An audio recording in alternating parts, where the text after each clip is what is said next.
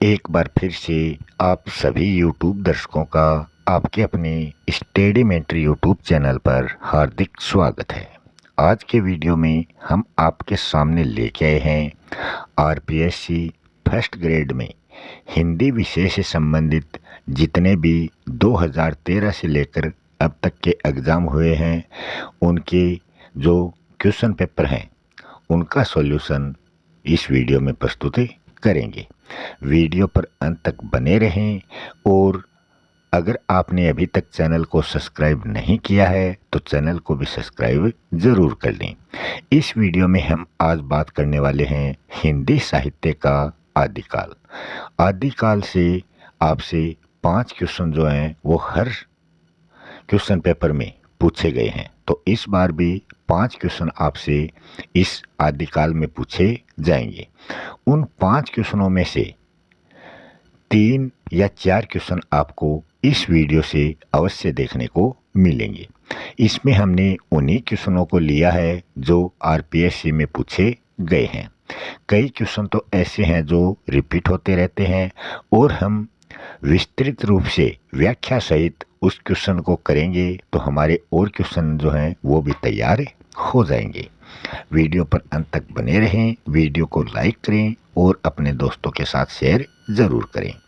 पहला क्वेश्चन है आदिकालीन पद्य रचना जिसमें प्राचीन गद्य के उदाहरण भी मिलते हैं। तो ऐसा कौन सी पद्य रचना है जिसमें गद्य भी मिलता है? गद्य और पद्य इन दोनों का मिश्रण जिस रचना में होता है उसको चंपू काव्य शैली में माना जाता है।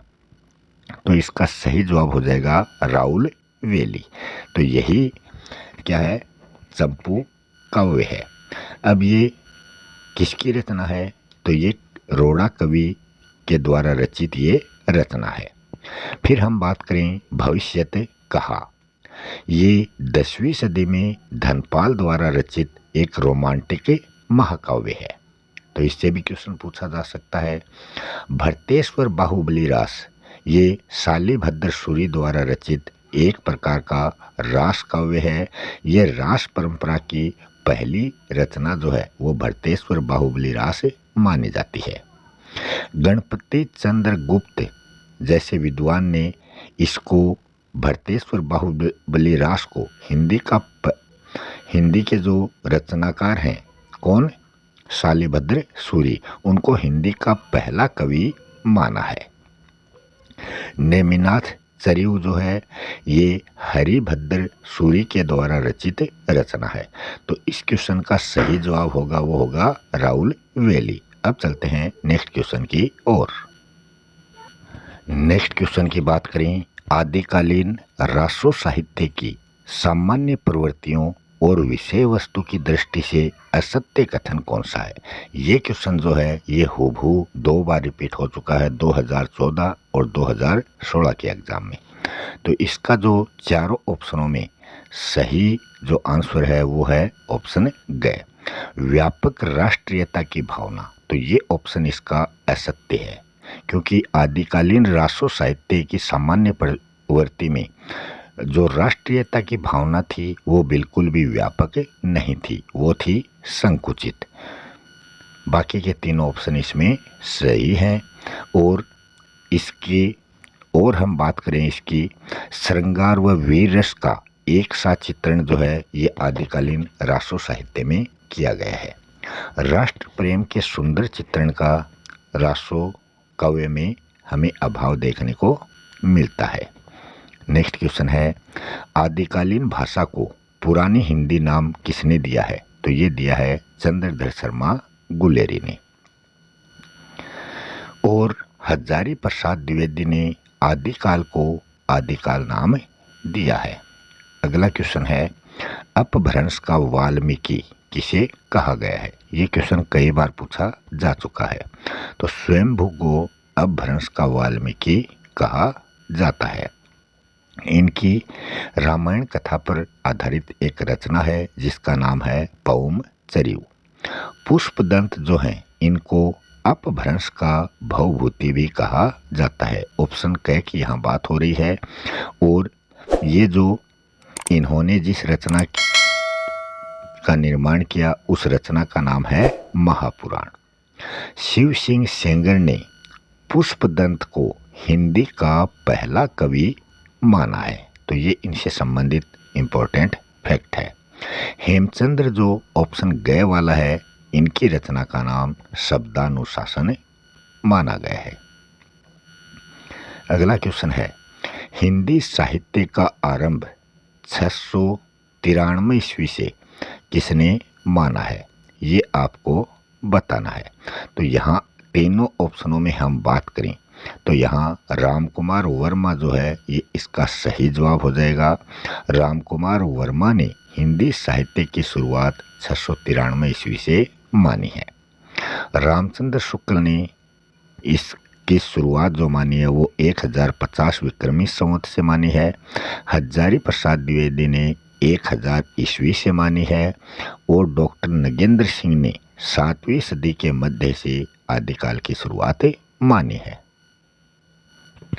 नेक्स्ट क्वेश्चन है, रचना व रचनाकार की दृष्टि से असुमेलित विकल्प कौन सा है। तो यहाँ 4 ऑप्शन आपके सामने दिए गए हैं। ऑप्शन एक ही इसमें असुमेलित है, वो है ऑप्शन क। प्रबंध चिंतामणि जो रचना है ये विनय चंद्र सूरी द्वारा रचित नहीं है, बल्कि मेहतुम के द्वारा ये रचना रचित है।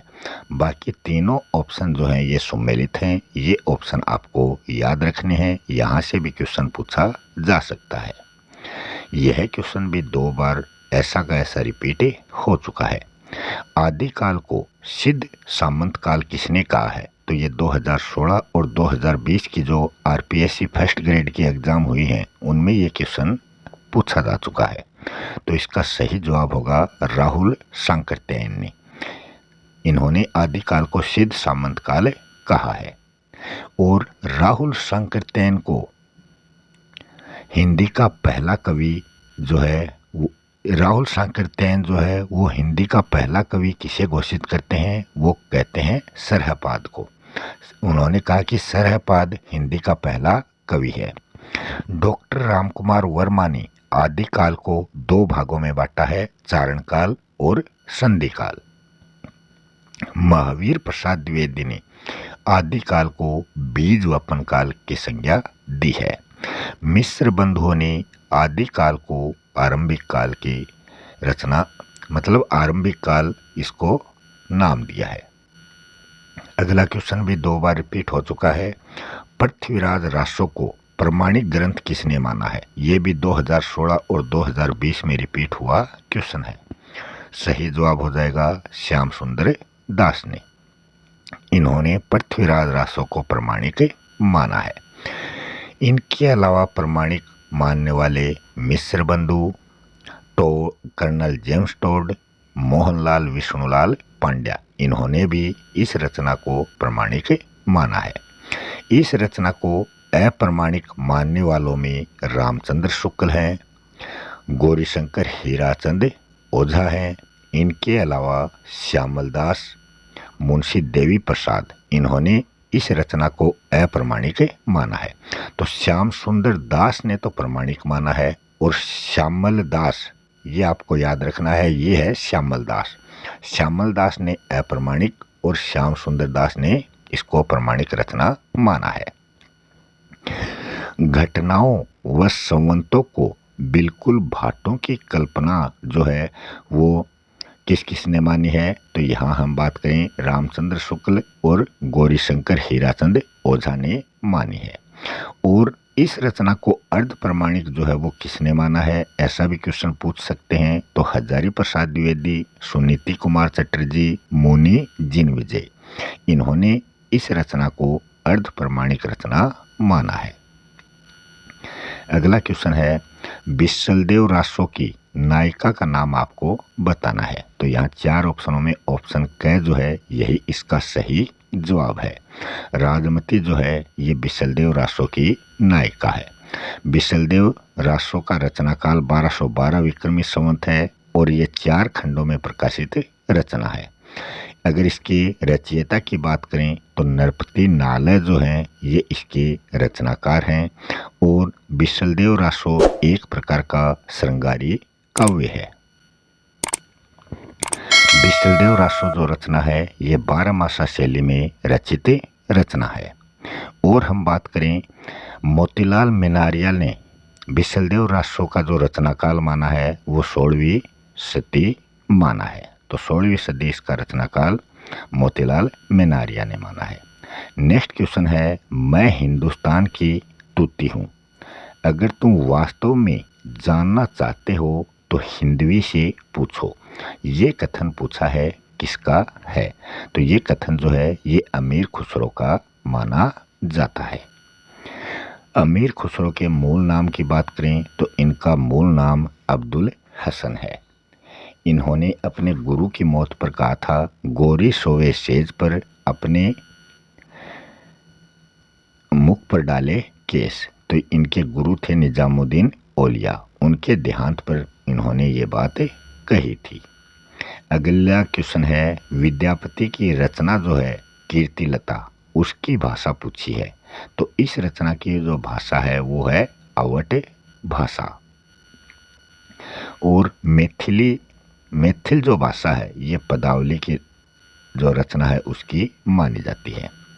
अगला क्वेश्चन है, निम्नलिखित में से शिलांकित कृति कौन सी है? तो रोड़ा कवि कृति राउलवेल जो रचना है ये एक शिलांकित कृति मानी जाती है। उक्ति व्यक्ति प्रकरण जो है ये व्याकरण से संबंधित रचना है और इसके रचनाकार जो हैं वो दामोदर शर्मा हैं। वर्ण रत्नाकर जो है ये ज्योतिश्वर द्वारा रचित रचना है और इस रचना को मैथिली का विश्वकोश भी कहा जाता है। नेक्स्ट क्वेश्चन है, भरतेश्वर बाहुबली रास। अगला क्वेश्चन है, भरतेश्वर बाहुबली रास काव्य धारा का प्रमुख ग्रंथ कौन सा है?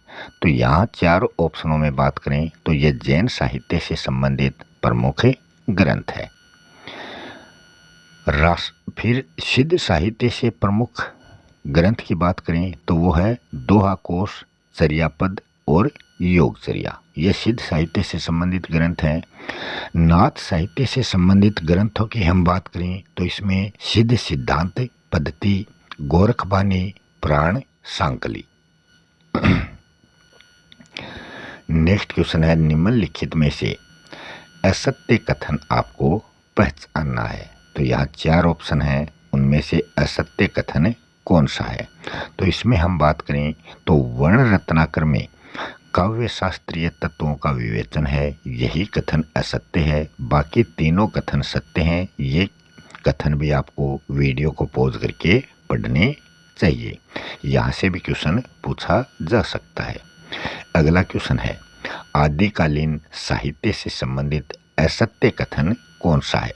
तो यहाँ चार कथन दिए गए हैं, इनमें से आपको जो गलत कथन है वो देखना है। तो यहाँ ऑप्शन घ में चलें, दोहा कोशों और चर्यापदों की भाषा शैली में कोई अंतर नहीं है, यही असंगत है। बाकी तीनों ऑप्शन जो है वो बिल्कुल सही है। खुमान रासो में महाराणा प्रताप का वर्णन हमें देखने को मिलता है।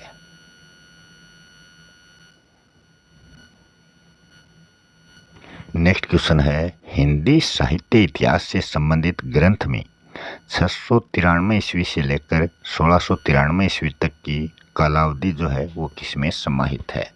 तो ये है हिंदी साहित्य का आलोचनात्मक इतिहास। हिंदी साहित्य का आलोचनात्मक इतिहास जो ग्रंथ है ये 1938 ईस्वी में डॉक्टर रामकुमार वर्मा द्वारा रचित है। मिस्र बंधुओं द्वारा 1913 ईस्वी में रचित रचना है। शिव सिंह सरोद जो है ये शिव सिंह सेंगर द्वारा 1883 ईस्वी में रचित रचना है। और हिंदी साहित्य का उद्भव और विकास जो रचना है ये 1953 ईस्वी में हजारी प्रसाद द्विवेदी द्वारा रचित है।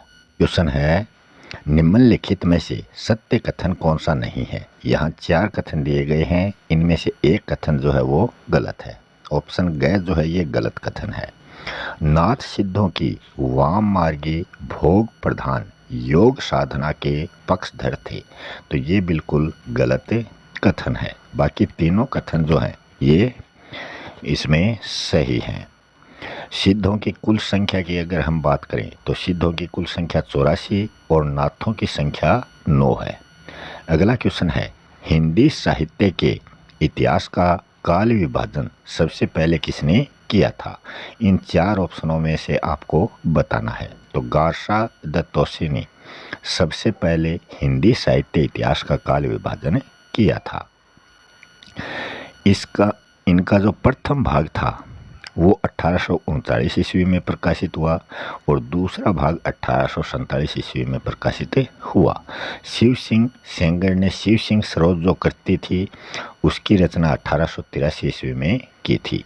रामचंद्र शुक्ल ने हिंदी साहित्य का इतिहास 1929 ईस्वी में लिखा था, जिसमें 1913 ईस्वी में इसके 3 भाग ये जो मिस्र बंधु विनोद जो रचना लिखी थी ये 4 भागों में प्रकाशित रचना है। इसके पहले 3 भाग तो 1913 ईस्वी में और चौथा भाग 1934 ईस्वी में रचा गया। इसी के साथ अपना आज का ये आदिकाल से संबंधित जो इम्पोर्टेंट क्वेश्चन थे वो चैप्टर यहीं कंप्लीट होता है। अगर आपको वीडियो अच्छा लगा हो तो वीडियो को लाइक शेयर करें और अगर आपने चैनल को सब्सक्राइब नहीं किया है तो चैनल को सब्सक्राइब ज़रूर कर लें। मिलते हैं अगले वीडियो में भक्ति काल से संबंधित जो 2013 से लेकर अब तक के क्वेश्चन आए हुए हैं उन क्वेश्चनों के साथ अगले वीडियो में हम आपसे मिलेंगे। तब तक के लिए आप सभी दर्शकों का बहुत बहुत धन्यवाद।